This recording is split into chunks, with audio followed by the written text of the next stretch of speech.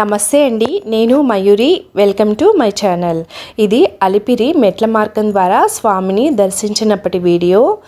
నా దగ్గర ఉన్న వీడియో అంతా డిలీట్ అయిపోయిందండి. కొన్ని క్లిప్స్ మాత్రమే దొరికాయి. అవి మెమరబుల్గా ఉంటాయని యాడ్ చేస్తున్నాను. ప్రతి ఒక్కరికి నడక మార్గం ద్వారా వెళ్ళి స్వామిని దర్శించాలనే ఆశ ఉంటుంది కదా. అలానే చాలా ఇయర్స్ తర్వాత నాకు వీలైంది వెళ్ళడానికి. నాకు చిన్నపిల్లలు అవ్వడం చేత వాళ్ళు నడవడానికి కన్వీనియంట్ ఏజ్ వచ్చే వరకు వెయిట్ చేయాల్సి వచ్చింది. ఇది కరోనా తర్వాత అలిపిరి మెట్ల మార్గం ఓపెన్ అయినప్పటి వీడియో అండి. స్టార్టింగ్లోనే ఇలా వెంకటేశ్వర స్వామి టెంపుల్ ఉంటుంది. అక్కడ స్వామివారి పాదుకుల్ని ఇస్తారు. ఆ పాదుకుల్ని ఇలా నెత్తి మీద పెట్టుకొని ఒక 3 రౌండ్లు స్వామివారికి ప్రదక్షిణ చేసిన తర్వాత మనము నడకని మొదలెడతాము.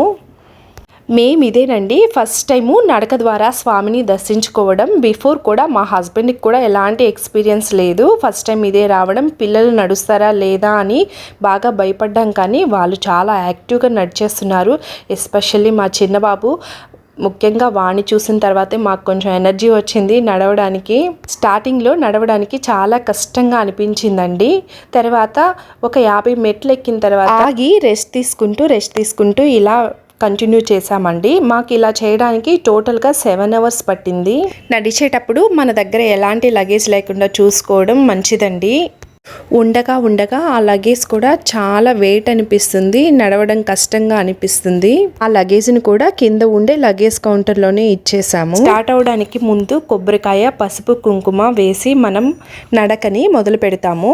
దారి పొడవునా మనకి స్నాక్స్ అవి బాగా లభిస్తాయండి. వాటర్కి కూడా ఎలాంటి ఇబ్బంది ఉండదు.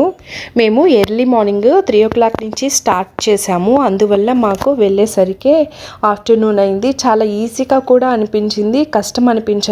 అదే ఆఫ్టర్నూన్ టైంలో అయితే కొంచెం అలసట ఎక్కువ అనిపించేది. ప్రతిసారి 7 కొండలు ఎక్కేటప్పుడు దిగేటప్పుడు ఇలా నడక మార్గం ద్వారా ఎక్కే భక్తులను చూసినప్పుడు చాలా ఆనందం వేసేది.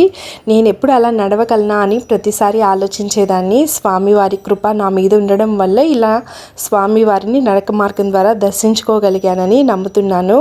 అలాగే దారి పొడవునా మనకి ఇలా జింకలు కనపడుతూనే ఉంటాయండి. కోతులు, పక్షులు, చాలా సంతోషంగా ఉంటుంది. అలాగే ఇక్కడికి వచ్చిన వాళ్ళంతా దానికి ఫీడ్ చేస్తుంటే మా పిల్లలు కూడా దానికి ఫీడ్ చేయడానికి చూశారు.